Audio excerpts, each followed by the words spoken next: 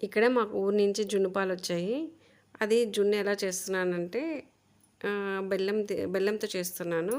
దానికి జున్ను పాలు, బెల్లము, మామూలు పాలనమాట. అది వచ్చేసి జున్ను పాలు బెల్లంలో వేసేసి కలిపేసేసుకొని మిక్స్ చేసేసుకోవాలి.